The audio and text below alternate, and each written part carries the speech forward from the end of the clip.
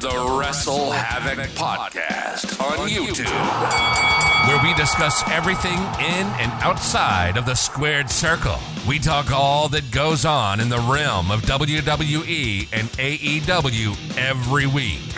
And now, here's your host, the one that will give you a reality check on pro wrestling, Flamin' Ricky DeReyes. This is the WrestleHavoc Podcast.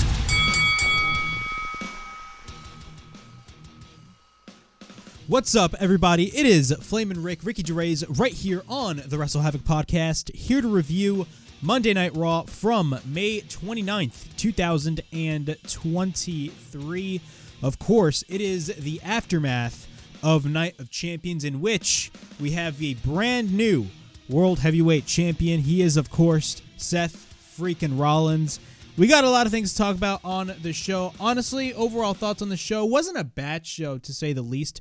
There were some things on the show that I didn't like. Again, of course, it's always the 3 hours that really turns me off when it comes to this show. Really, the 9 to 10, the second hour into the third hour is really the toughest when you watch Raw, because there are some moments that matter on the show and there are some other moments that don't matter on the show. But, of course, we had one particular thing that happened on the show, and that was qualifying matches for Money in the Bank, since WWE is now on the road to London, England for Money in the Bank in a few weeks. That is going to be a huge show, considering it's going to be a pay-per-view in London, England. So we got a lot of things to talk about right here on the Raw review. But before I get on with all of this craziness, make sure to like and subscribe to the WrestleHavoc Podcast right here on YouTube, in which we discuss everything in and outside of the squared circle. Make sure to like and subscribe for more content, and as the freaking referee would say, ring that damn bell for more notifications. Also, the WrestleHavoc Podcast is also available on audio platforms. It is available on Apple Podcasts, Spotify, Anchor, and Google Podcasts. So if you guys want to listen to the WrestleHavoc Podcast in audio format, it is available on all of those platforms. Also, if you guys have missed it, the AEW Double or Nothing pay-per-view review is up on the channel. We talk about the highs and the lows of this show. I talked about how this was one of AEW's weakest pay-per-views in a while. Now, was it AEW's worst pay-per-view? No, absolutely not. It absolutely wasn't their worst pay-per-view. That honor still goes to AEW All Out 2020. But this was one of AEW's weakest pay-per-views in a long time. And honestly, it had to do with the crowd. I talk about the crowd. Of course, I talk about that amazing four-way match between MJF, Jungle Boy, Sami Guevara, and Darby Allin. And, of course, Anarchy in the Arena, which was absolute insanity and had pure violence. So if you guys haven't checked out the AEW Double or Nothing review, it is up on the channel. The link will be in the description below, as well as WWE's Night of Champions. Yes, we had an AEW pay-per-view and a WWE pay-per-view in back-to-back nights. Night of Champions, the review is also up on the channel. If you guys have missed it, it's actually doing very well in viewership. So if you guys haven't checked out the Night of Champions review, I definitely recommend it to you guys. Of course, I talk about Jimmy Uso snapping and turning on Roman Reigns, breaking the bloodline further apart. And things are going to get real interesting as we head towards this Friday on SmackDown, in which we will be having the 1,000-day celebration of Roman Reigns. What are Jimmy Uso's consequences after what he did to Roman Reigns? Super kicking him twice. Like, fucking crazy ass moment. Again, the bloodline continues to prove why they are the best story in the business. So if you guys haven't checked out both the Double or Nothing and the AEW, the Double or Nothing and the WWE Night of Champions review, the links will be in the description below. All right, let's get on with Monday Night Raw. The show kicks off with the brand new World Heavyweight Champion, of course, who beat AJ Styles in the opening match of Night of Champions. Seth Rollins kicks off the show. Seth Rollins walks down from the crowd. The crowd is just all over Seth Rollins. You can tell how popular and over Seth Rollins is with the audience. We got pyro and all. You know how WWE loves their pyro, man. They gave Seth Rollins all the pyro in the world. As Mustafa Ali stated, they gave Seth Rollins, or he didn't really talk about Seth Rollins himself, but you know what I'm saying. They gave him Cody Rhodes pyro. That is exactly what they did. The crowd, of course, is singing Seth Rollins' theme as always. And we got a standing ovation for Seth Rollins. And, of course, Raw is in Albany, New York. Welcome to Monday Night Rollins, Seth Rollins. Talks about how he is a visionary, a revolutionary. He is Seth freaking Rollins. We get a bunch of "You deserve it" chants by the crowd, and talks about how he is the new World Heavyweight Champion. It's been a long road to get here. There's a lot of highs and a lot of lows, but standing here, it just feels right, and you know what I'm saying? He doesn't want to talk about much on the past. He wants to focus on the future. Finally, Raw has a champion that wants and is going to be here on a weekly basis. A champion that is always ready for a fight. Talks about how he himself is ready for a fight, and all he wants to do is fight. He wants all the fight, says Seth Rollins. It doesn't matter who you are or where you come from. If you stop to him, if you go in front of him, the result will always be the same. It's him every Monday night standing here, the World Heavyweight Champion around his waist, and the world singing his song. And the crowd, of course, is singing his song, man. Just crazy shit. Awesome stuff right there. AJ Styles then comes out. Now, we all know AJ Styles, of course, was Seth Rollins' opponent this past Saturday at Night of Champions in Jeddah, Saudi Arabia. And the biggest critique that I had for this match was not really the match itself, was the fact that WWE had this World Heavyweight Championship tournament, and it was for a title that was Raw exclusive, but included SmackDown talent. So already, WWE is deeming the brand split completely unnecessary. And I'll talk about the brand split later on, but AJ Styles comes out. Both men face off. AJ gets the microphone. Talks about he's not supposed to be here, and he knows he's supposed to be on SmackDown, but he couldn't resist coming here to Raw to say congratulations. He gave him everything that he has. It's all, it's almost, he knew he was going to do before he did it. The WWE Universe says he deserves it, and you know what, Seth? He doesn't think he deserves anything. He earned the right to be World Heavyweight Champion. Seth says, he's not so good at these things, but after the beating he gave him at Night of Champions, he earned this, and of course, he offered AJ Styles a handshake. So both men shake hands. Then the Judgment Day come out. Finn is basically pretending to throw up, and this is the feeling you guys feel? I feel sick, says Finn Balor. It's making him want to puke. Priest then says he's feeling kind of nauseous, and, they basically turn to Rhea, and they tell Rhea, hey, what is the thing that you always say? And Rhea says, we run Monday Night Raw. And they say she is right. But after, the bloodline completely imploded this past Saturday at Night of Champions, without a shadow of a doubt, the Judgment Day runs the entire WWE. Let's not forget, they beat the Undisputed Tag Team Champions. That is something Roman Reigns couldn't do. And Seth, from a champion to just another one, he wouldn't get too comfortable with it because one of them could take it from him, that being what Rhea Ripley told Seth Rollins. Finn then says it could be Priest, and then Damian Priest says, oh no, it could be you, Finn. And then Rhea Ripley turns to Dominic, or as she likes to say, my Dom, and says, hey, it could be Dom. And then AJ and Seth laugh their asses off. Dominic then gets pissed, and he says he beat AJ. And then Finn, these two clowns beat each other down, and Dom interrupts.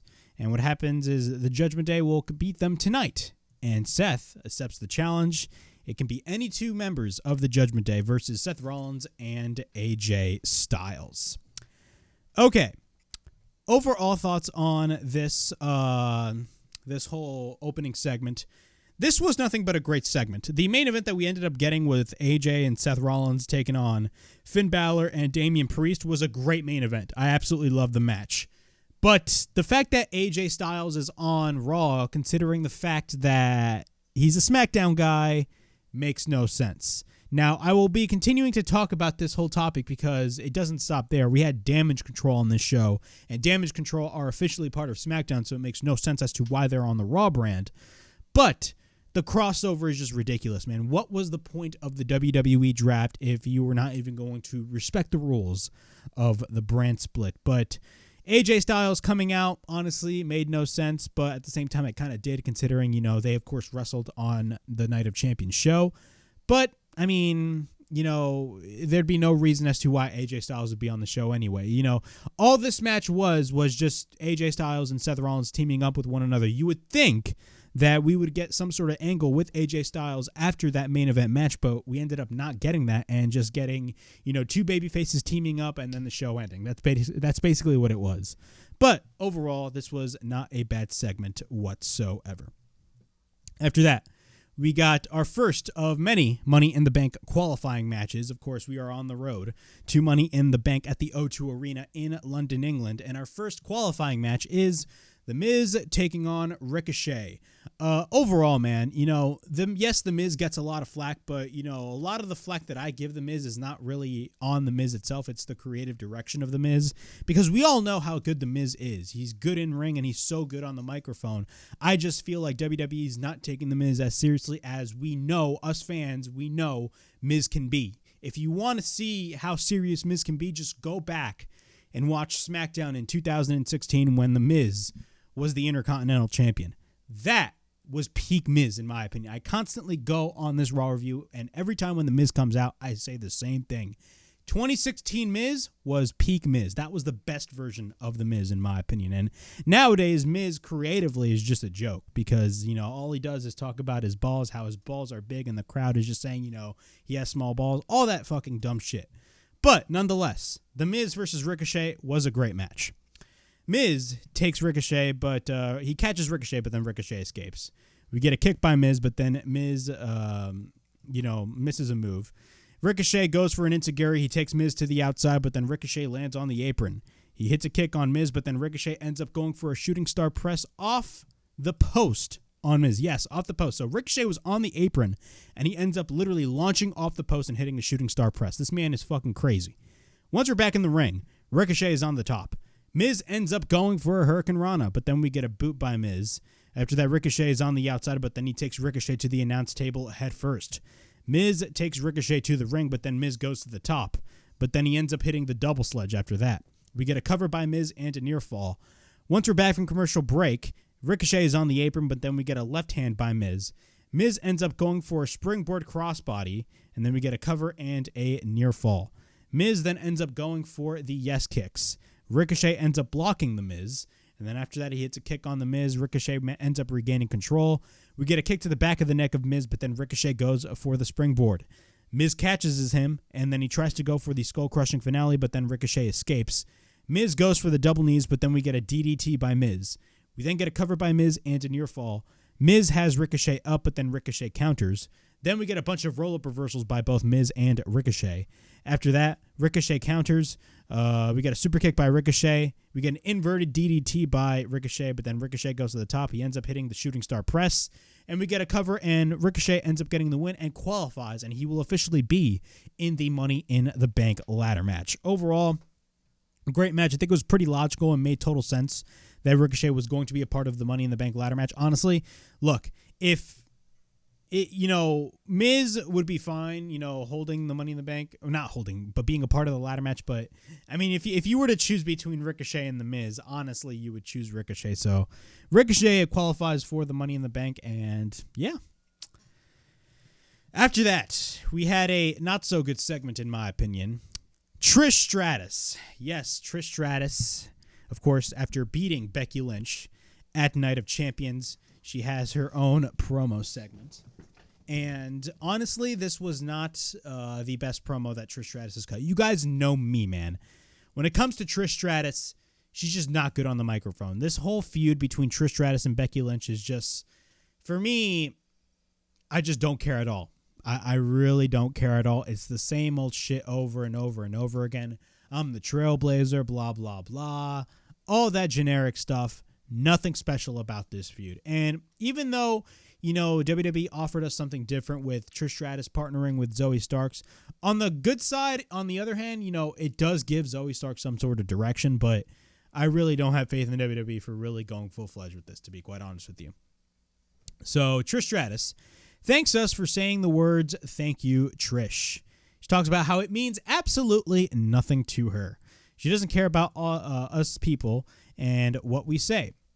She says, she hates to say that she told you so, but she told you so. Typical heels always say the same shit. She says she was going to Night of Champions and beat Becky Lynch, and she beat her. We wouldn't be surprised, though. This is what you do when you are the GOAT, when you're the greatest of all time. After that, number one, that's what you do when you're number one, and you are it. Becky Lynch can crawl back to her dark hole and go through her stuff. The stuff everybody goes through. It will give her a chance for the real stars to get a shot at the big time. Real stars who had her back at Night of Champions. Not like she needed the help, but she wanted the help. A superstar who has more aggression and attitude. Someone that reminds her of her. Ladies and gentlemen, stand on our feet and get your hands ready. And she brings out Zoe Stark. Both hug. She comes into the business to be the best. That's what Zoe Stark basically is. That was her first line. She came into this business to be the best. She wanted to come into this business to make a statement. Who better to learn than the OG herself? She could have taken the long, hard, difficult road, or she could be smart and be led by Trish Stratus. Trish is so giving, so humble, and so kind. Now that she has the floor, she says one thing. Thank you, Trish. Zoe then asks Trish what is on her face. That is because of Becky. She will have her friend Zoe tell her what's up. And after that, Becky Lynch comes out. She talks about how she will immediately ruin Zoe Starks' life. And Trish is in her gear. Trish is in her seat. Why don't we finish this match and finish it off right here, right now? And what happens is Zoe Starks immediately runs towards Becky Lynch, but then she gets hit with a right hand. Becky then goes into the ring. She fights off Trish. She takes out Zoe again, but then Becky goes for repeated rights, but then Zoe Stark comes back, and then she ends up hitting the Z360. After that, Zoe holds on to Becky, but then Trish hits a right hand while Zoe Stark is holding on to Becky Lynch. Both heels stand tall. They take Becky into the corner, and then Trish puts the shirt of what it's basically saying, thank you, Trish, on Becky Lynch, and again, both heels stand tall. Overall thoughts on this segment, to be quite honest with you, this feud is really doing nothing for me. Again, I talked about this on the Raw reviews, man. Trish's promos as a heel, with all due respect, and look, ever since Trish Stratus came back, she showed this at WrestleMania, and she showed this at Night of Champions. We all know she can work a great match. If you honestly think that Trish Stratus cannot work a great match, then you're fucking delusional. But when it comes to Trish Stratus's promos, with all due respect, her promos are mad cringe. I am not, buying what Trish Stratus is saying, because the whole point of this whole feud, her like saying, I was the trailblazer, you commonly see this when it comes to segments and promos that you don't really give a shit about. You see the same words over and over again, like opportunity, trailblazer, all these feuds are just talking about, this women's division, I'm going to, make this women's division better. I was the reason why this women's division is what it is. Instead of having a feud like that, man, just give me a feud where two people just do not like fucking each other and like literally just beat the shit out of one another. Like two people that just do not like each other and just beat the shit out of one another. That is exactly the type of feud I want to see. And honestly, this is the feud that is just not doing it for me. I'm not really that invested in this feud whatsoever. Look, the match was great, but this segment, man, and the contract signing segment, this was just not good whatsoever. I just did not like it at all. And honestly, Trish's promos are just mad cringe. Hopefully, look, at the end of the day, I hope this does wonders for Zoe Stark, but honestly, I do not trust the creative process. And honestly, I do not see where the direction is going to be going for this whole thing. I could care less about this whole feud. After that, we got into Sher with Jinder Mahal. Of course, that is Jinder Mahal's tag team. And they face off against two jobbers. It's Veer Mahan. Yes, Veer Mahan. Y'all remember last year, late 2021 and early 2022, where WWE every week on Raw would be airing video packages of Veer Mahan coming to Raw, and it literally took him like, what was it, like 8 months to finally make his Raw debut? Like, it goes to show you how out of touch the people, running WWE were. Like, Vince McMahon's team, they were so out of touch that they didn't even realize that Veer Mahan was on his way to Raw.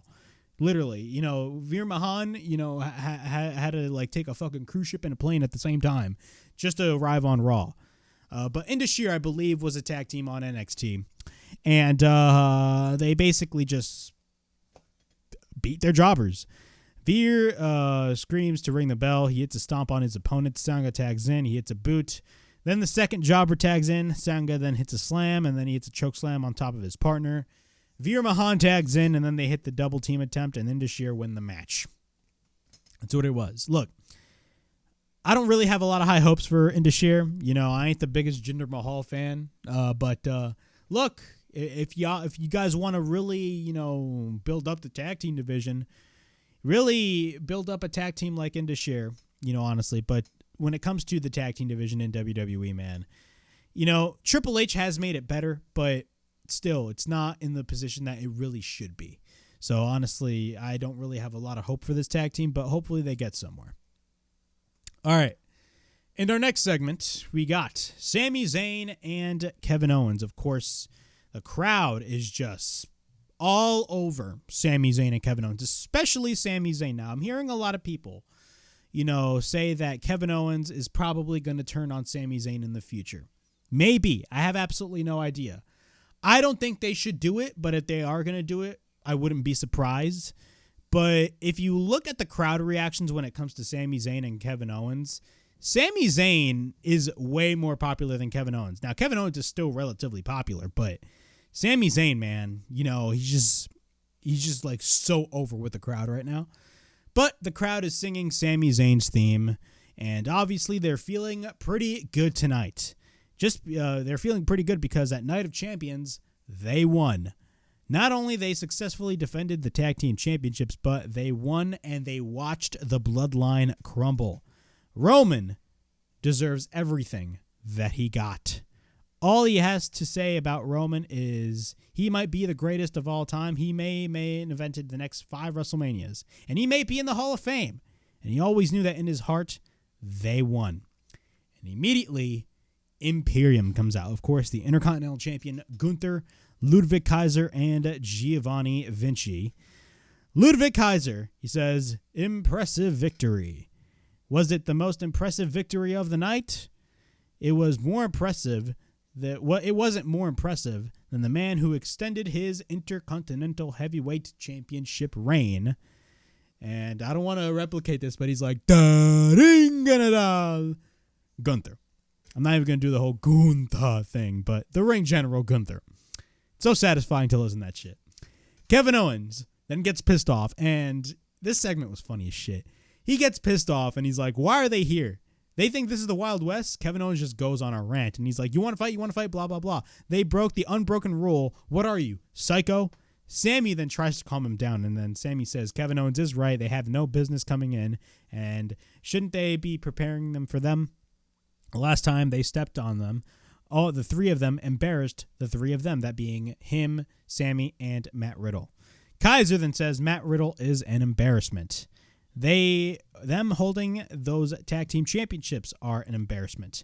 They are not worthy of standing onto the mat and holding those titles, and they are not worthy of representing Monday Night Raw. Kevin Owens then wonders, you know, they're always hearing from Slender Man, but they never hear from the bald one over there. Of course, they're talking about Giovanni Vinci. And, you know, he points at Giovanni Vinci, and then Kaiser gets pissed. And then immediately Gable goes for the shush, please. And Alpha Academy come out. And this time Imperium gets taught a lesson, and by the new and improved Alpha Academy with Maxine Dupree. And if it's all right with Kevin Owens and Sami Zayn, they will hand the lesson right now. Kevin Owens then asks Chad Gable to say the thing, and then Gable says, thank you. This segment was funny as shit. I laughed my ass off because, I don't know, man. It's always the thing with Kevin Owens, man. And this is always the case with KO, man. Every time when he just goes on a fucking tirade, promo-wise, you just have to do nothing but laugh your ass off. Kevin Owens can literally turn chicken shit into chicken salad.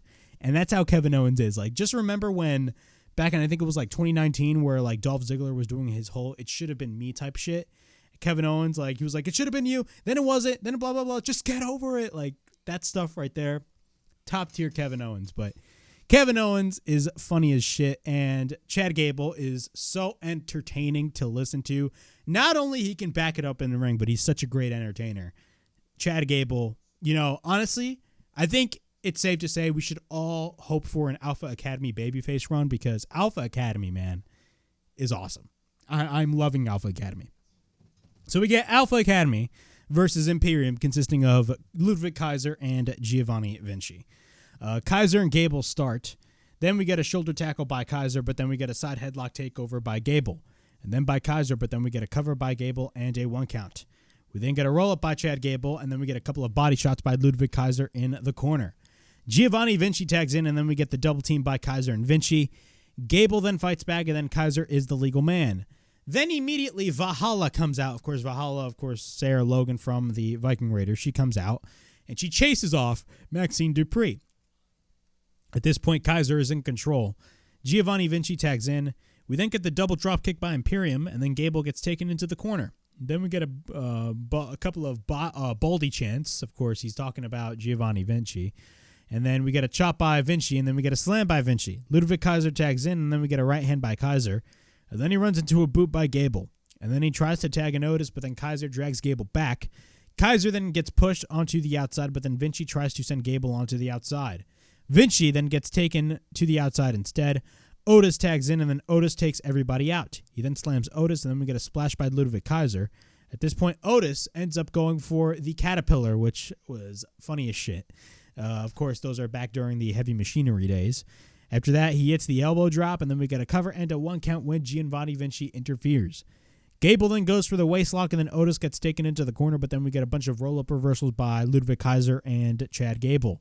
After that, Vinci tags in. He ends up hitting the spine buster, and then we get a kick by Kaiser, and then they go for the Imperial Bomb, and then we get a cover, and Imperium ends up getting the win.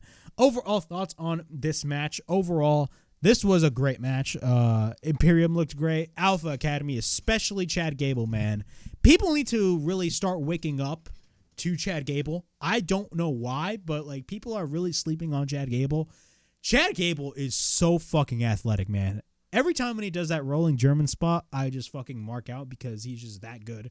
Every time when he hits the moonsault off the top, yes, it's just a moonsault, but whenever, Chad Gable hits that moonsault, it literally gives me Kurt Angle vibes. It's safe to say that, he is, the modern Kurt Angle, in my opinion. But overall, this was a great match, nonetheless. And when it comes to Imperium, I think it was pretty much safe to say that Ludwig Kaiser and Giovanni Vinci definitely needed this win because they have been losing their matches throughout the past couple of weeks on WWE television. And hopefully, you never know. I mean, they're teasing a Kevin Owens and Sami versus Imperium feud. Not only that, they're teasing a Gunther versus Matt Riddle match as well. Could Imperium be the guys to take those tag team titles away from Kevin Owens and Sami Zayn? I mean, I wouldn't be against that, to be quite honest with you, because I love Imperium. Imperium is just so fucking good. And I've talked about this in previous reviews, man. Gunther, they're setting up Gunther to be a world champion. I even gave the prediction, at least by the end of this year or maybe into next year, Gunther will be a world champion, period. Because the stuff that Gunther is doing as the Intercontinental Champion is fucking amazing. And honestly, you need to really do the same thing with Ludwig Kaiser and Giovanni Vinci. So honestly, I wouldn't be against a tag team championship run between or of Ludwig Kaiser and Giovanni Vinci and Gunther having the Intercontinental title. We then get Raquel Rodriguez and Shotzi Blackheart in a backstage interview. Damage Control comes in, and they talk about how they aren't a real team, and Raquel would have picked the first person who raised their hand. They aren't Damage Control. And Raquel says that since she started Damage Control, she isn't the only member that hasn't won gold, and she should look in the mirror. First off, why is Damage Control on SmackDown, on Raw? This is the biggest problem. We had AJ Styles and we had Damage Control. Now, we all know Damage Control is going to be wrestling for the tag team championships. But again, the fact that Damage Control and AJ Styles were on this show, it goes to show you that WWE just doesn't really give a shit about the brand split. The biggest problem with WWE right now, man, is they don't care about the brand split at all. The biggest problem that it has is it lacks the idea of exclusivity. And that's what we all really need to think about. The idea of exclusivity is very important when it comes to the brand extension, and WWE does not respect that idea.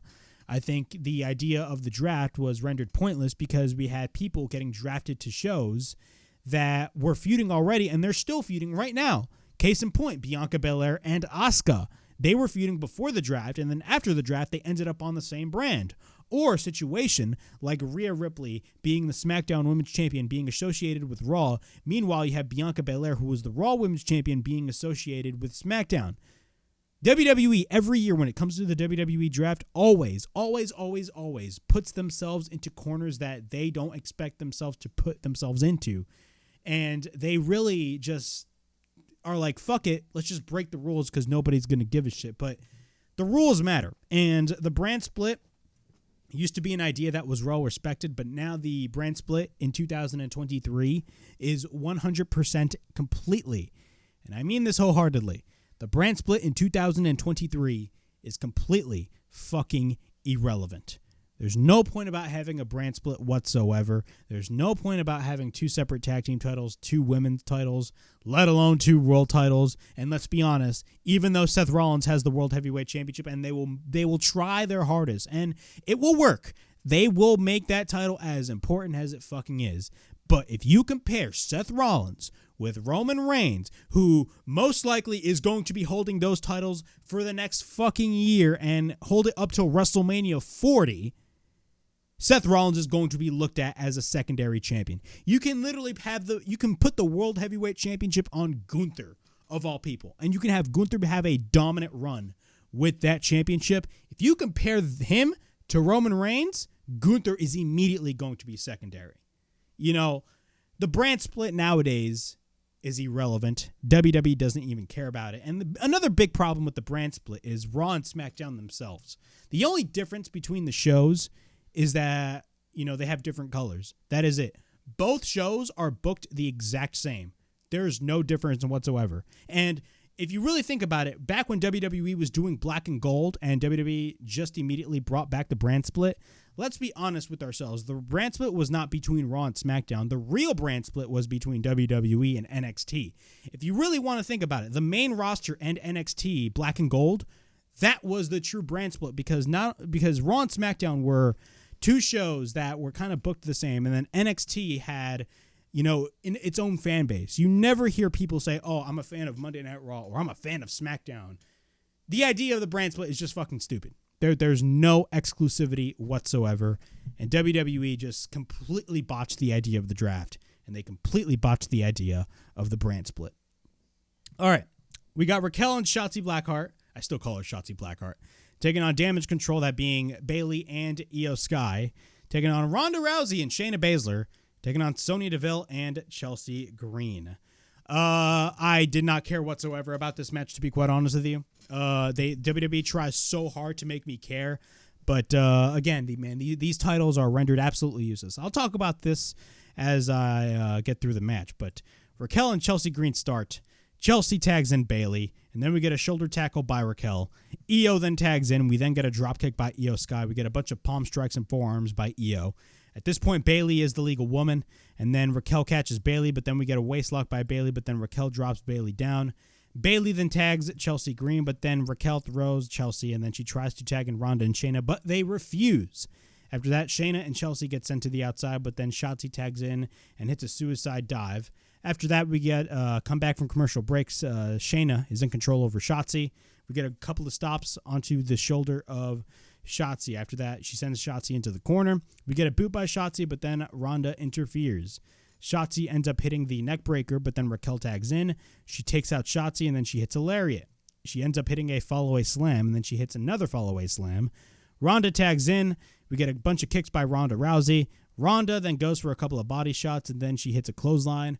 Raquel wants to hit the Tejana Bomb, but after that, Shayna comes in. Baszler gets, she gets hit with the Tejana Bomb. After that, Ronda applies the armbar. Bayley then ends up hitting an elbow drop off the top. Ronda then gets sent to the post, but then we get a boot by Sonya. Chelsea Green then drops down Raquel, but then we get a boot by Sonya and a near fall. After that, we get a cover into near fall once again.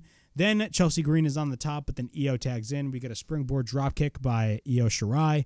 We get a right hand by Io on Raquel, but then she ends up hitting the running Meteora by Io. After that, we get a cover by Io and a near fall when Shotzi makes the save. Shotzi then sends Bayley to the outside, but then Shotzi ends up going for another tope suicida on Bayley. Shotzi tags in. She picks up Io, and then she drops Io with the face buster. Then she ends up hitting a tiger suplex after that. Then Io faceplants Shotzi. Io goes to the top, but then Ronda tags in. Io tags Ronda, but then Shotzi comes in. Then all women go for the Tower of Doom spot. After that, Shotzi drags in Ronda, but then Shotzi goes to the top, and then Shotzi comes in and gets taken out. Shotzi then off the top hits a senton, but then Ronda catches her, and Ronda applies the armbar, and Ronda and Shayna end up winning the WWE Women's Tag Team Championships. Overall thoughts on this match.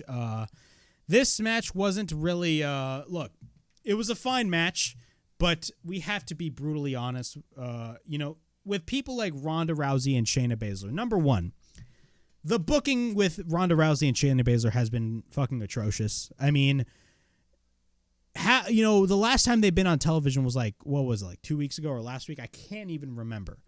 And there's just no direction when it comes to Shayna Baszler and Ronda Rousey. Now, another problem with this is, and I constantly say the same thing, and, we really need to stop talking about this, but the Women's Tag Team Championships is just, an irrelevant concept, and they are completely irrelevant in 2023. Not only that, they've always been irrelevant. When they brought in the Women's Tag Team titles, they really wanted it to feel important, but it just never worked. And the biggest reason as to why they didn't work is because of the fact that there are no real women's tag teams in the division. If you really think about the women's division as a whole, you have a bunch of women's wrestlers that are there, and they're just makeshift tag teams. So you have people like Raquel Rodriguez, who had a team member in Liv Morgan, and then they had to relinquish their titles, and then she now has a new partner in Shotzi. All of these teams are makeshift tag teams.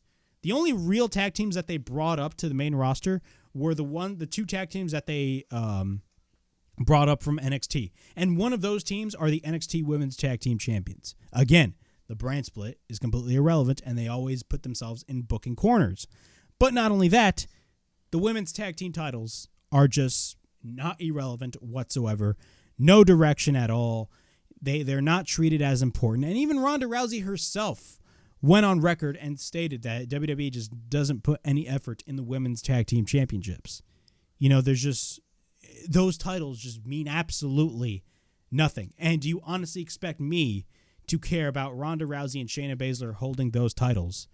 I guarantee you, nobody's going to give a shit. Any segment that they do, they're not going to knock it out of the park. That's just my opinion as well. And I really wasn't a big fan of Ronda Rousey's recent WWE run, to be quite honest with you.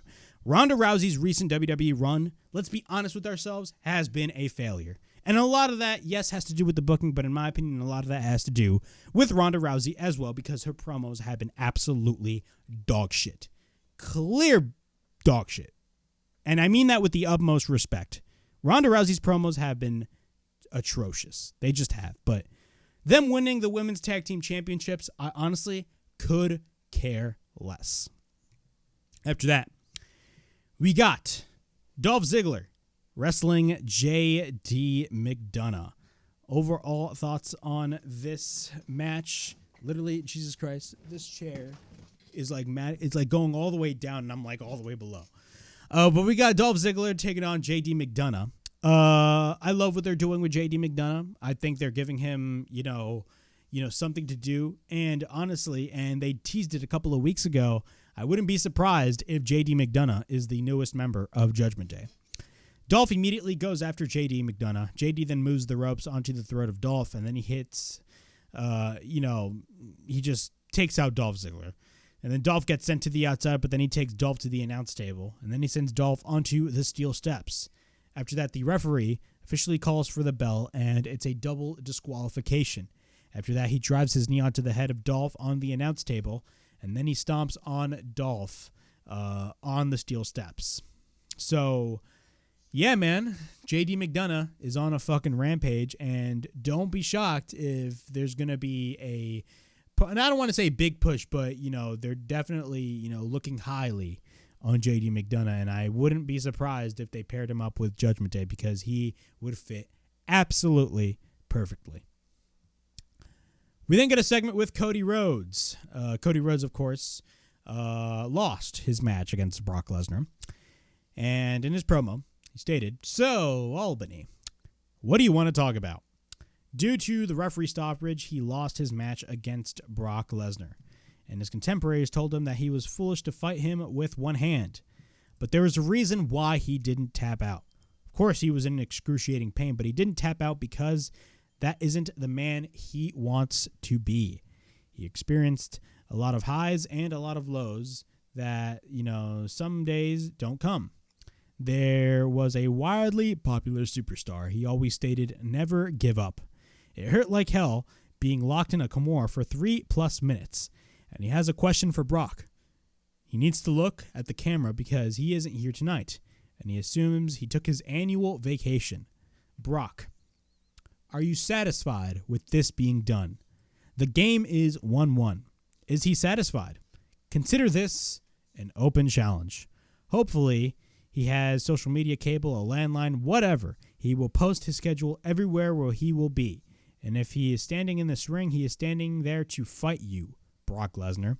Tonight, he also wants to make it the last time that he raffles all of his accomplishments. He talks about Brock Lesnar winning the NCAA twice, the UFC Heavyweight Championship, the WWE Championship. He broke The Undertaker's streak. He is a beast.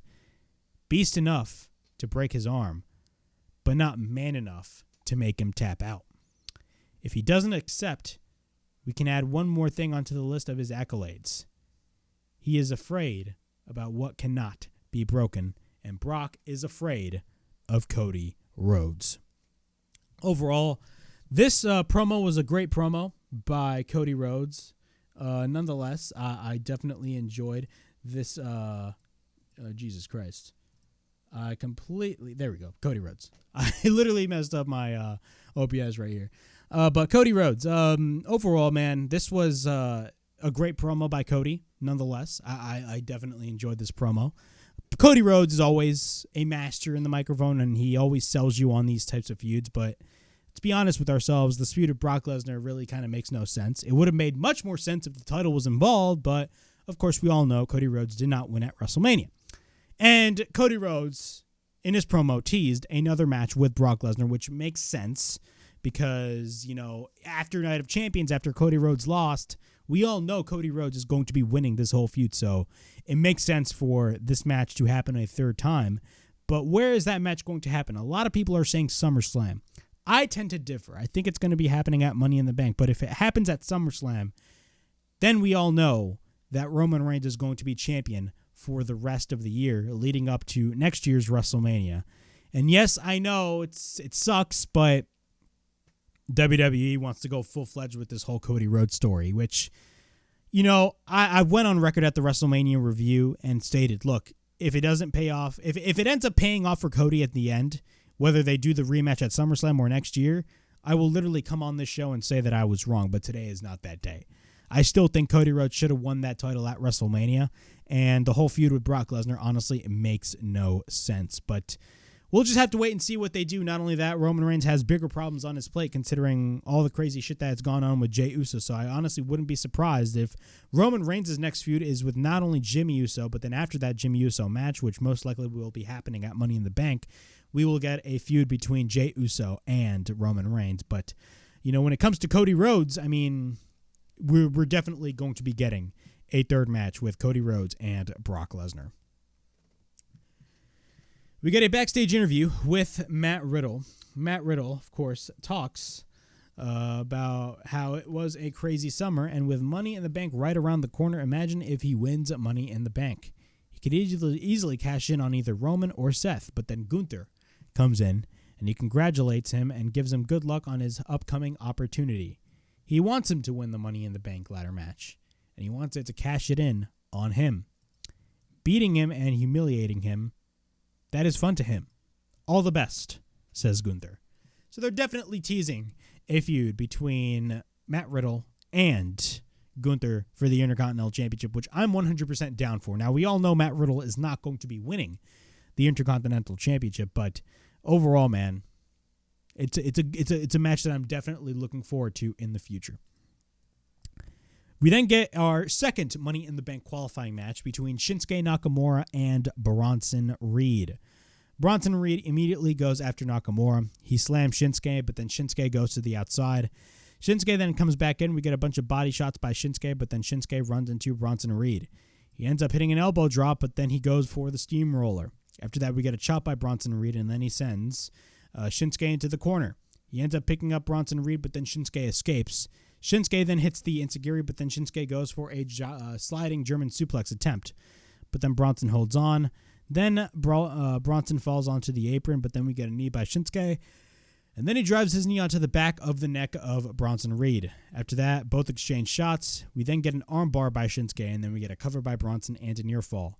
We then get a clothesline by Bronson Reed, and then we get another cover, but we get a kick out. Bronson then picks up Shinsuke Nakamura, but then Shinsuke counters with the spinning kick.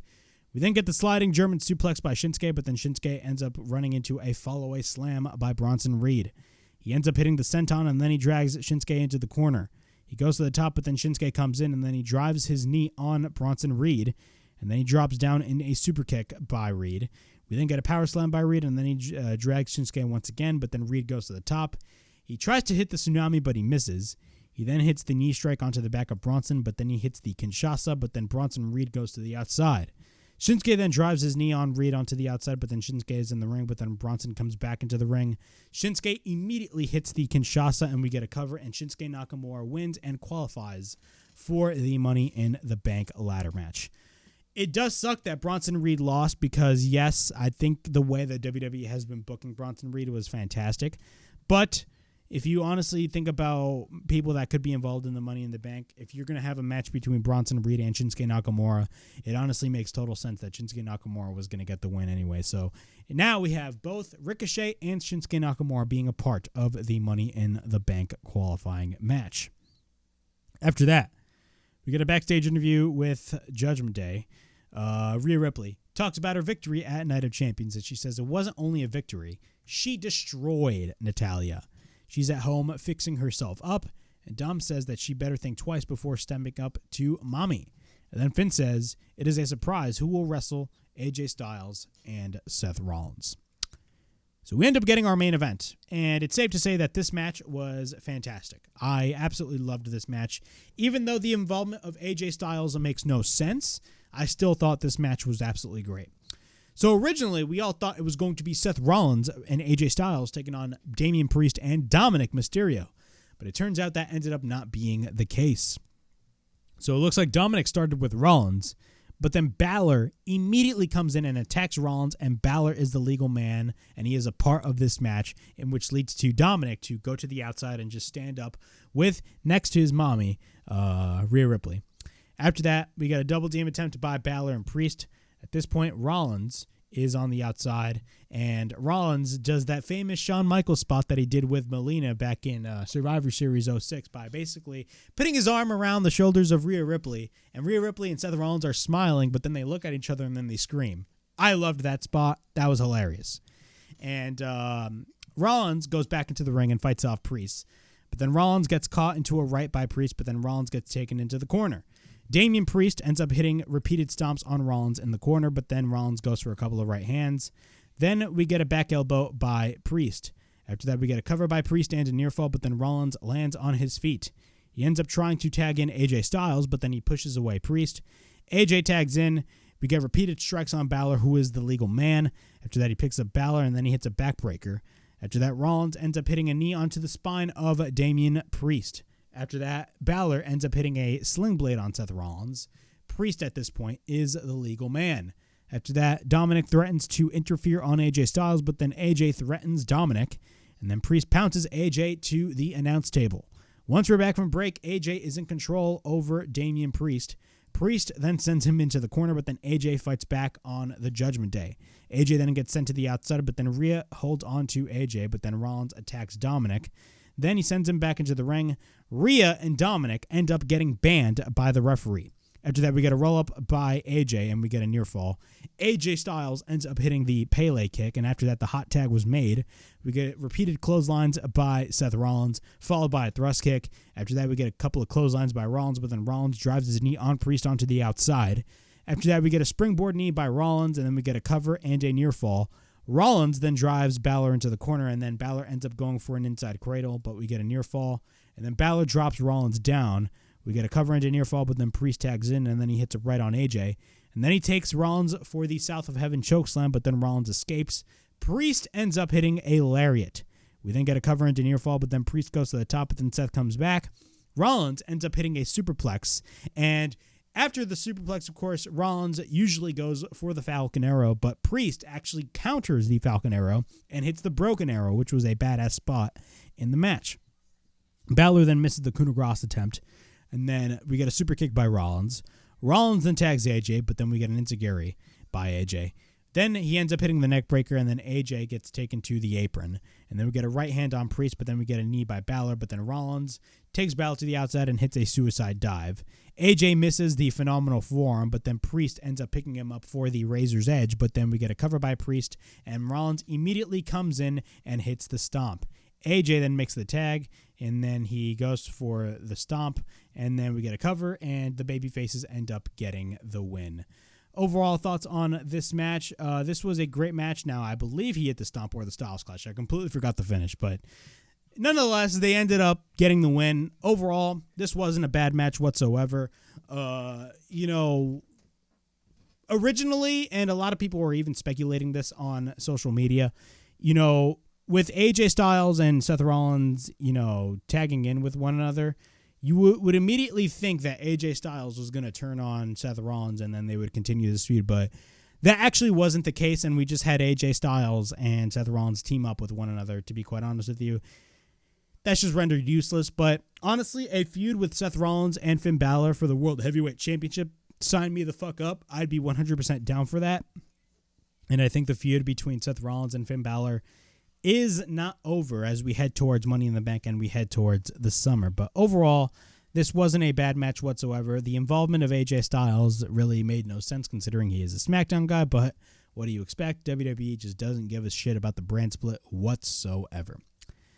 But yeah, that was my Raw review from May 29th, 2023. Overall thoughts on this show. I thought this was a fine show. There were some moments in the show where I just didn't give a shit whatsoever, but most of the stuff on the show wasn't bad at all. Rollins, we still do not have the next feud with Seth Rollins, which is a bummer because I actually really wanted to know who was Seth Rollins going to be wrestling, maybe at the next pay-per-view, but we're just going to have to wait and see on the next week. But nonetheless, this wasn't a bad show whatsoever, and it looks like the era of Seth Rollins is beginning as he is the new World Heavyweight Champion. But yeah, that was my Raw review from May 29th, 2023. Please like, subscribe, comment down below, push that bell for notifications, and be on the lookout for more videos right here on the WrestleHavoc Podcast, in which we discuss everything in and outside of the squared circle. Make sure to like and subscribe for more content, and as the freaking referee would say, ring, ring, ring that damn bell for more notifications. And as always, it is Flamin' Ricky DeRays, signing out. I'll see you guys later.